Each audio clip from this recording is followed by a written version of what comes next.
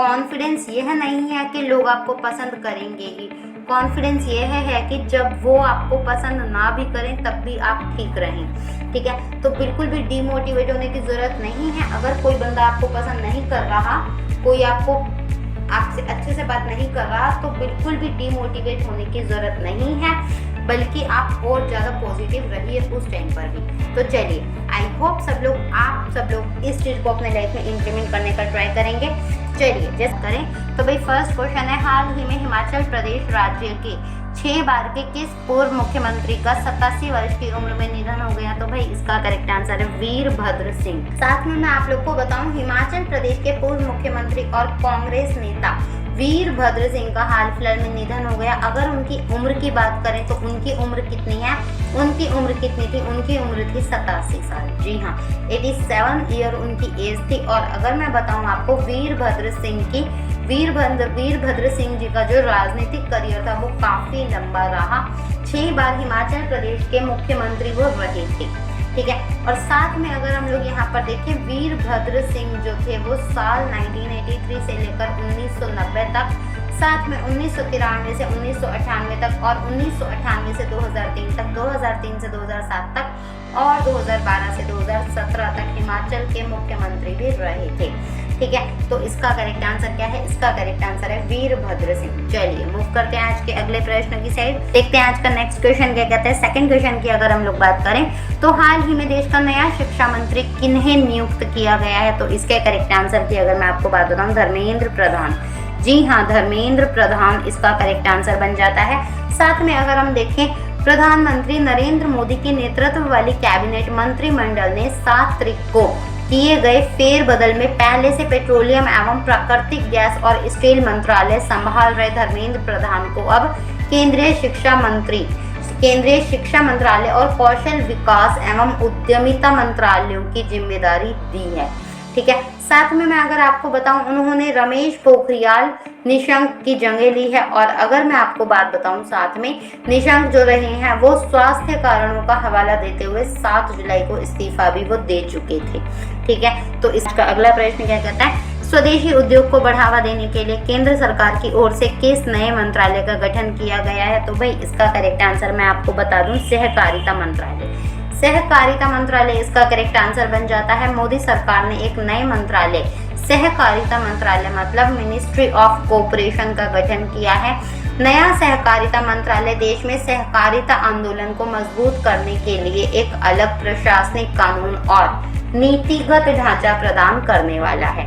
चलिए, अगर यहाँ पर हम लोग बात करें, यह सरकारी समितियों को जमीनी स्तर पर पहुंचाने वाले एक सच्चे जन भागीदारी आधारित आंदोलन को मजबूत बनाने में भी सहायता प्रदान करेगा। तो इसका करेक्ट आंसर क्या है? इसका करेक्ट आंसर है सहकारिता मंत्रालय। चलिए देखते हैं आज का अगला प्रश्न क्या कहता है। अगले प्रश्न की यहाँ पर बात की जाए तो केंद्रीय मंत्रिमंडल विस्तार में किरण रिजिजू की जगह निम्न में से किसे नया खेल मंत्री बनाया गया है? तो यहाँ पर अगर मैं करेक्ट आंसर बताऊं तो इसका करेक्ट आंसर है अनुराग ठाकुर इसका करेक्ट आंसर बन जाता है। यहाँ पर अगर हम इनके बारे में देखें तो मोदी सरकार ने किरण रिजिजू की जगह अनुराग ठाकुर को खेल मंत्री बना दिया है। अनुराग जो है वो भारतीय क्रिकेट कंट्रोल बोर्ड के भी अध्यक्ष रह चुके हैं। चलिए, खेल मंत्रालय के साथ उन्हें सूचना एवं प्रसारण मंत्रालय की भी जिम्मेदारी दी गई है। और अगर यहाँ पर मैं आपको बताऊं, टोक्यो ओलंपिक से ठीक 16 दिन पहले प्रधानमंत्री नरेंद्र मोदी ने बहुत बड़ा बदलाव किया था। टोक्यो ओलंपिक इस साल 23 जुलाई से लेकर 8 अगस्त के बीच होने वाले हैं और भारत की ओर से 18 खेलों में 124 खिलाड़ियों ने क्वालिफाई भी किया। तो इसका करेक्ट आंसर क्या है? इसका करेक्ट आंसर है अनुराग ठाकुर। चलिए देखते हैं आज का 5th क्वेश्चन क्या कहता है। 5th क्वेश्चन की अगर हम लोग बात करें तो विश्व जूनोस दिवस किस दिन मनाया जाता है? तो इसका करेक्ट आंसर है 6 जुलाई। 6 जुलाई को हर साल इस दिन को मनाया जाता है। अब इसके बारे में मैं आपको बता दूं, जूनोटिक रोगों के जोखिम के बारे में जागरूकता बढ़ाने के लिए इस दिवस को ऑब्जर्व किया जाता है। और जूनोस संक्रामक रोग है, वायरस, बैक्टीरिया और परजीवी से होता है जो जानवरों से मनुष्यों में फैल सकता है। ठीक है, तो ये एक कम्युनिकेबल डिसीज है, जानवरों से ह्यूमंस में फैल जाती है, वायरस, बैक्टीरिया और परजीवी के थ्रू। तो इसका करेक्ट आंसर क्या है? इसका करेक्ट आंसर है सी। चलिए देखते हैं आज का अगला प्रश्न क्या कहता है। अगले प्रश्न की यहाँ पर अगर बात करें तो भाई अगला प्रश्न है, मछली पालन किसानों को शिक्षित करने के लिए कौन सा मोबाइल ऐप लॉन्च किया गया है? तो इसका करेक्ट आंसर क्या है? इसका करेक्ट आंसर है मत्स्य। जी हाँ, मत्स्य इसका करेक्ट आंसर बन जाता है। यहाँ पर अगर मैं आपको इसके बारे में बताऊं तो केंद्रीय मत्स्य पशुपालन और डेयरी मंत्री कौन है? गिरिराज सिंह है। उन्होंने हाल ही में ऑनलाइन पाठ्यक्रम मोबाइल ऐप मत्स्य सेतु को लॉन्च कर दिया। बहुत अच्छी बात है। और इस ऐप के माध्यम से किसानों को स्वच्छ जल में मछली पालन के तौर तरीकों को लेकर आधुनिक जानकारी भी दी गई है। इस ऑनलाइन पाठ्यक्रम ऐप का जो उद्देश्य है वो देश के जल कृषकों के लिए नवीनतम स्वच्छ जल कृषि प्रौद्योगिकी का प्रसार करना है। साथ में मत्स्य सेतु ऐप में प्रजातिवार, विषयवार और स्व शिक्षण ऑनलाइन पाठ्य सामग्रियां भी हैं। तो इसका करेक्ट आंसर क्या बन जाता है?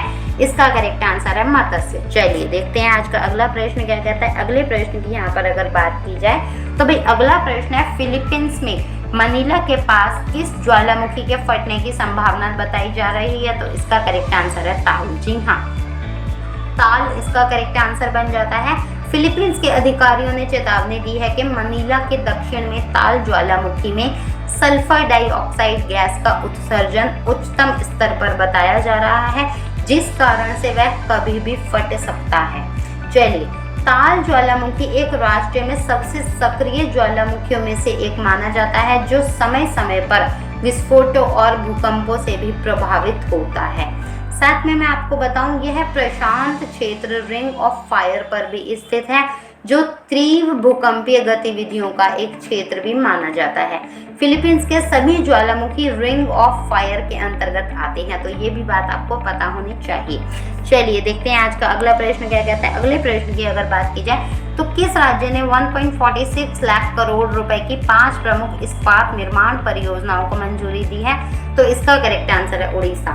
उड़ीसा इसका करेक्ट आंसर बन जाता है। उड़ीसा गवर्नमेंट ने कोविड महामारी के बीच क्षेत्र को 5 बड़े औद्योगिक कंपनी को मंजूरी दे दी है। इससे उड़ीसा में 1.46 लाख करोड़ रुपए का पूंजी निवेश किया जाएगा। बहुत अच्छी बात है। मुख्यमंत्री कौन है? नवीन पटनायक हैं। उनकी अध्यक्षता में आयोजित उच्च स्तरीय कमेटी बैठक में कमेटी ने 5 बड़े उद्योगों को पूंजी निवेश के लिए मंजूरी देते हुए वर्ष 2030 तक उड़ीसा को भारत का स्टील हब बनाने के मुख्यमंत्री के विजन को साकार करने की दिशा में भी यह बड़ा कदम बताया। तो इसका करेक्ट आंसर क्या बन जाता है? इसका करेक्ट आंसर है उड़ीसा।